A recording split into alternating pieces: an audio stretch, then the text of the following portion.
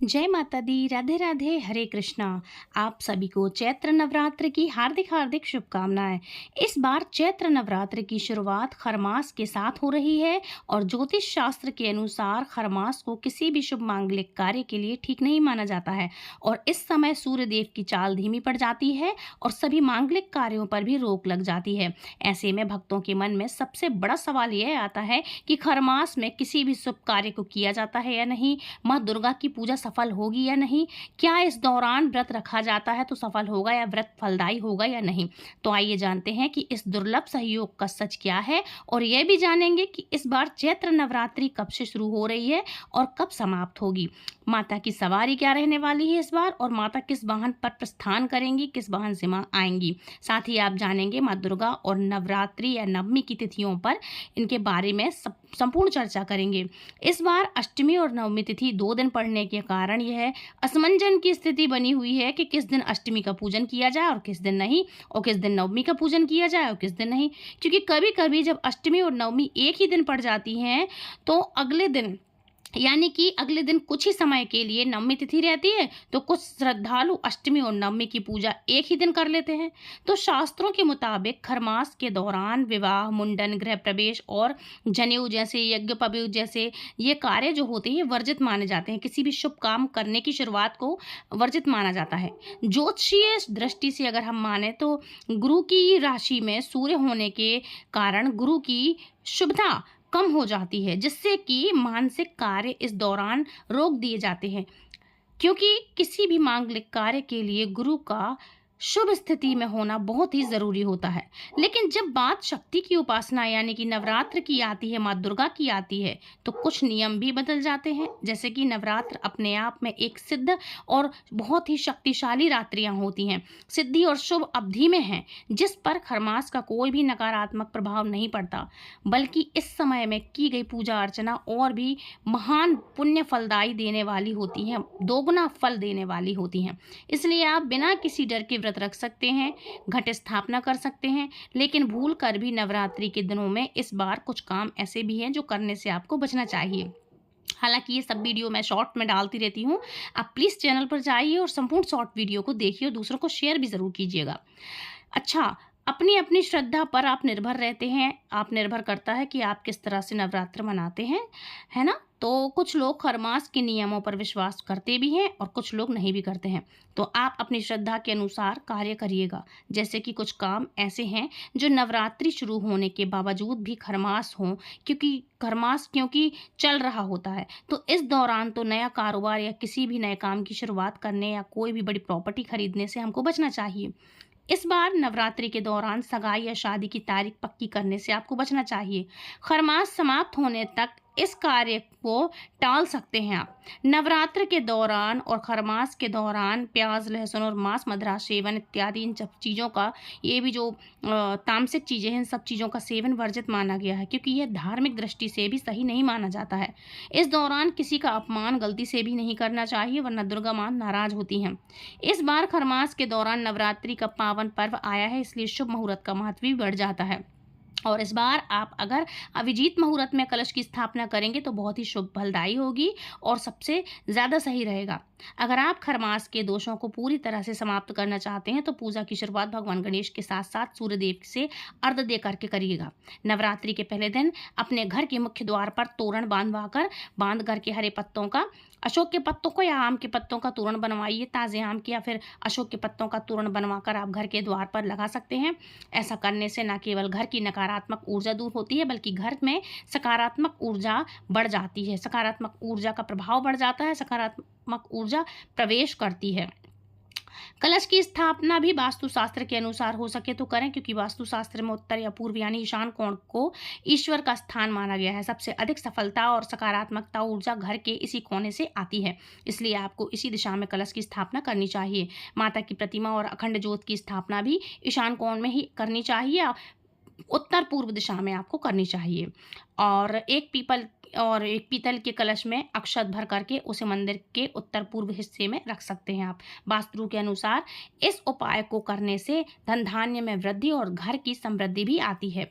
हिंदू पंचांग के अनुसार साल 2026 में चैत्र नवरात्र का शुभारंभ 19 मार्च दिन गुरुवार से हो रहा है और समाप्त होगा 27 मार्च को। इस दिन शुक्रवार पड़ रहा है, तो इस बार तिथियों के सहयोग के कारण नवरात्रि 8 दिनों की भी मानी जा रही है। क्योंकि कुछ लोग अष्टमी और नवमी तिथि एक ही दिन मनाने जा रहे हैं, बात कर लेते हैं, मना लेते हैं भाई। तो आज के इस वीडियो में आप जानने वाले हैं चैत्र नवरात्रि की सभी तिथियों के बारे में, कलश स्थापना का शुभ मुहूर्त क्या रहने वाला है और अष्टमी और नवमी तिथि कब से कब शुरू हो रही है और कब समाप्त होगी, किस दिन आप व्रत का पारण कर सकते हैं। और जानकारी पसंद आए तो प्लीज़ वीडियो को लाइक ज़रूर करिएगा, चैनल सब्सक्राइब करिएगा, दूसरों को शेयर ज़रूर करिएगा। कोई क्वेश्चन हो तो प्लीज़ कमेंट बॉक्स में ज़रूर से लिख भेजिएगा हमें, और कमेंट बॉक्स में जय माता दी हाजिरी ज़रूर से लगाइएगा। तो शुरुआत करते हैं। तो इस बार चैत्र मास के शुक्ल पक्ष की प्रतिपदा तिथि 19 मार्च गुरुवार को सुबह 6:54 से शुरू होगी और इसमें पहले तक अमावस्या तिथि भी रहेगी। तो अमावस्या का आप स्नान सुबह कर सकते हैं और जब प्रतिपदा तिथि प्रारंभ हो जाए तो उस समय से ही आपको कलश स्थापना या फिर जो भी पूजा आदि नवरात्रि की करना चाहते हैं वह प्रारंभ कर सकते हैं। प्रतिपदा तिथि 20 मार्च दिन शुक्रवार को सुबह 4:52 पर शुरू होगी, इसलिए नवरात्र का पहला दिन 19 मार्च दिन गुरुवार को ही रहेगा। इस दिन कलश स्थापना का शुभ मुहूर्त सुबह 6:54 पर 6:54 से लेकर के 7:43 तक रहेगा, मतलब 7:43 तक रहेगा। अगर आप इस समय में कलश की स्थापना नहीं कर पाते हैं तो फिर अभिजीत मुहूर्त में भी आप कलश स्थापना कर सकते हैं, और जो कि दोपहर को होगा मुहूर्त इसका दूसरी बार का अभिजीत मुहूर्त दोपहर को होगा 12:10 से लेकर के 12:58 तक, मतलब कुल अवधि 12 बजे से लेकर के 1 बजे तक का रहेगा। अष्टमी तिथि प्रारंभ होगी 25 मार्च दिन बुधवार को दोपहर को 1:51 से और अष्टमी तिथि का समापन होगा 26 मार्च दिन गुरुवार को सुबह 11:49 तक, और इसके बाद में नवमी तिथि प्रारंभ हो जाएगी। ऐसे में जो लोग अष्टमी और नवमी एक ही दिन मनाने की बात कर रहे हैं वे 26 मार्च गुरुवार को अष्टमी और नवमी की पूजा करके कन्या पूजन करा सकते हैं। अगर आपके यहाँ अष्टमी के दिन कन्या पूजन होता है तो सप्तमी तिथि को व्रत रख करके अष्टमी तिथि की गुरुवार को सुबह 11:49 तक आप कन्या पूजन कर सकते हैं। अष्टमी तिथि के अंदर अंदर आप कन्या पूजन कर लेना चाहिए आपको। और नवमी तिथि 26 मार्च दिन गुरुवार को सुबह 11:50 से शुरू हो रही है और 27 मार्च दिन शुक्रवार को सुबह 10:07 तक नवमी तिथि रहेगी। इसके बाद में दशमी तिथि लग जाएगी। ऐसे में जो लोग एक ही दिन यानी कि 26 मार्च गुरुवार को ही अष्टमी और नवमी मनाने की बात कर रहे हैं वे 26 मार्च दिन गुरुवार को सुबह 11:50 से लेकर के 12:30 बजे तक दोपहर को कन्याओं, मतलब जो कन्या पूजन है, कन्याओं को खाना खिला सकते हैं, कन्या पूजन कर सकते हैं, यानी कि नवमी का कन्या पूजन आप कर सकते हैं। इसके अलावा गुरुवार को शाम के समय भी आप सूर्यास्त से पहले पहले आप कन्या पूजन कर सकते हैं। और जो लोग 27 मार्च को नवमी मनाना चाहते हैं हिंदू पंचांग के अनुसार वो वैष्णव नवमी 27 मार्च को दिन शुक्रवार की ही होगी।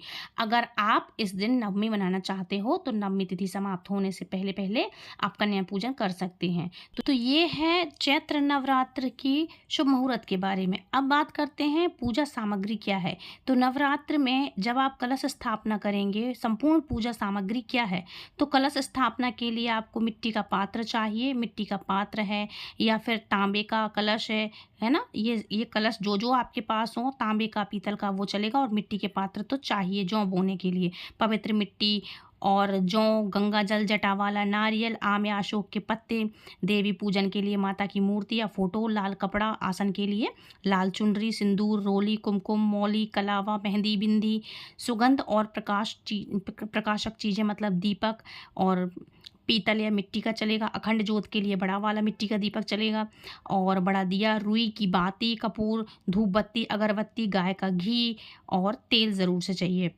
फूल, लाल गुड़हल का, गुलाब के फूल, माला, फल, 5 प्रकार के, मिठाई, बताशे, पंचमेवा, लौंग, इलायची, सुपारी, पान के पत्ते, जनेऊ, नारियल, अक्षत, साबुत चावल, ध्यान रखिएगा खंडित चावल नहीं होना चाहिए, अखंड चावल होना चाहिए। हल्दी की गांठें, इत्र, श्रृंगार की सामग्री, चूड़ी, मेहंदी, बिंदी, है ना, ये चीज़ें, चुनरी, दुर्गा सप्तशती की किताब, हवन के लिए सामग्री, हवन सामग्री, उपले, गूगल, लोबान, ये माँ की आराधना पूजा सामग्री में लगती हैं। कपूर है। पूजा के दौरान माता को लाल रंग के फूल, चुनरी अर्पित करना बहुत ही शुभ माना जाता है। आप सभी सामग्री को साफ और साबुत रख लें, टूटी हुई ना हो। अपने पहले से आपके लिए मार्केट कर लेना है। ध्यान रखिएगा, एक एक चीज़ आपको एक बार से निकाल करके चेक करके रख लेना है, ताकि आप देखें और अगर आप बदलना चाहें तो चीज़ें बदल सकते हैं। कोई भी चीज़ें टूटी फूटी ना हो, खंडित ना हो। आपके लिए पूजा की चौकी चाहिए होगी, है ना, जिस पे आप माता रानी के लिए विराजमान कराएंगे। लाल कपड़ा है और छोटी छोटी ये चीज़ें हैं, सामग्रियां हैं, जो भी आप और रखना चाहते हैं वो सब चीज़ें आप रख सकते हैं कलश स्थापना के दौरान। जो हैं दुर्गा सप्तशती की आपके पास किताब ना हो तो हमारे हर एक वीडियो में, हमारे चैनल पर जाइए, हर एक वीडियो आपको मिल जाएगी दुर्गा सप्तशती की, दुर्गा चालीसा की। ठीक है, तो इस तरह से आप हमारे चैनल पर आइएगा और संपूर्ण आपको दुर्गा सप्तशती पाठ मिल जाएंगे सुनने के लिए, है ना। और अंत में माँ के लिए भोग लगाएं और लास्ट में आरती ज़रूर से करिएगा। एक बात और बता दूं, जब भी अगर आप 9 दिनों का कलश का स्थापना कर रहे हैं और 9 दिन तक अगर आप जोत जला रहे हैं तो आपको घर से बाहर नहीं जाना चाहिए। कोई भी एक पर्सन घर में ज़रूर रुके, घर को खाली नहीं छोड़ा जाता है। एंड सेकेंड बात ये है कि अगर आप व्रत रख रहे हैं तो आपको तामसिक चीज़ें घर से निकाल देनी चाहिए। सादा सिंपल भोजन बना करके माता रानी को भी रोज़ भोग लगाएं और आप स्वयं भी ग्रहण करें, है ना। किसी भी तरह की जीव हत्या, जंतु हत्या ये ना करें, है ना। और हो सके तो 9 दिन के 9 रंग अलग से माता को चढ़ाएं और आप भी स्वयं भी धारण करें। 9 दिन आप जल डालने जा सकते हैं देवी माता को।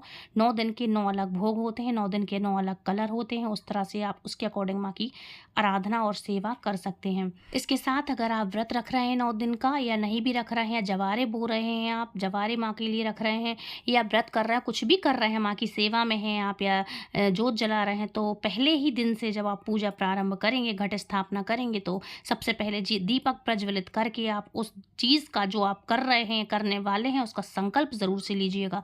क्योंकि किसी भी पूजा में, पाठ में, व्रत में, हवन में, जब तब व्रत जो भी करेंगे आप, सब चीज़ में आपको संकल्प ज़रूर से लेना होता है।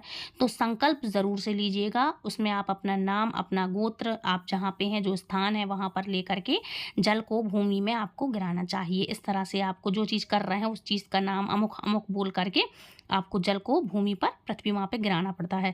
तो ये साक्षी होते हैं, दीपक जो होता है, अग्निदेव जो है साक्षी होते हैं कि हाँ आप ये चीज़ कर रहे हैं। इससे माँ बड़ी प्रसन्न होती हैं। तो इस तरह से आप कोई भी पूजा पाठ, हवन, जप तप, यज्ञ या कोई भी नॉर्मल एक दिन का भी व्रत करते हैं तो उसमें हमें संकल्प लेना होता है। तो ये ज़रूर से ध्यान रखिएगा, आप संकल्प ज़रूर से लीजिएगा। तो फ्रेंड्स चलिए ठीक है, मिलती हूँ नेक्स्ट वीडियो में। आई होप आज का वीडियो आपको पसंद आया होगा, संपूर्ण जानकारी आपको मिल चुकी होगी। मिलती हूँ नेक्स्ट वीडियो में, तब तक के लिए राधे राधे, हरे कृष्णा। चैत्र नवरात्र की आप सभी को हार्दिक हार्दिक शुभकामनाएं। Please do like, share and subscribe. जय माता दी।